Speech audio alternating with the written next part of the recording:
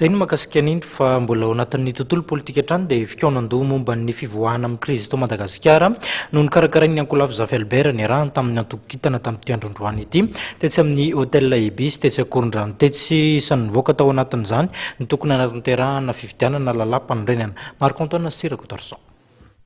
Fanatanterahana fifidianana lalampanorenana, famaritana ary fitadiavana ary fampiasaina izay hery manatanteraka ny feikevitra izay navoaka ary fanarahana amin'ny atsaka sy andavan'ny lalàna velona no isan'ny feikevitra mivoaka nandritra ny Fikaonan-doha ny tanterahan'ny ankolafy Zafy sy ny antoko Kintana tao amin'ny Hôtel Ibis Ankorondrano androany tontolo. Anisany famahana ny blocage koa ny fanatanao ray aman-dreny teny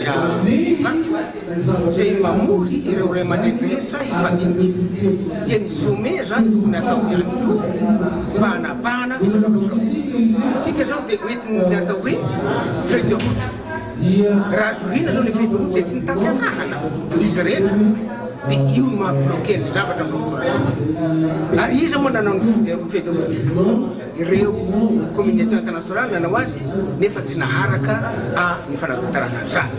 Nambaran'ny tompony andraikitry ny fikarakarana izany feikevitra izany fa misy ny lesoka tokony hareniny eto amin'ny firenena ary antony nanaovana izao Fikaonan-doha izao. Efa maromaro ny atelier na ny conférence izay efa niatrehantsika manoloana an'izao krizy zao. Raha jerentsika efa mitovitovy daholo ny résolution mivoaka amin'ireny conférence rehetra avoakantsika ireo na ny tary amin'ny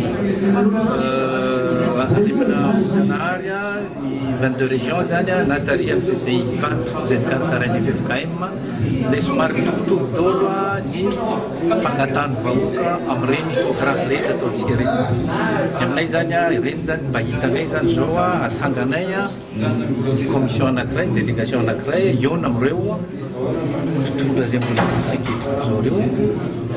fandinga marina amin'ity anatanterahana n'ity résolution n'ity etaetany vahoaka. Noho izany dia mivahoaka ihany ny topokevitra ary fahefana afaka manatanteraka ny feikevitra hoy ny filoham-pirenena teo aloha Zafy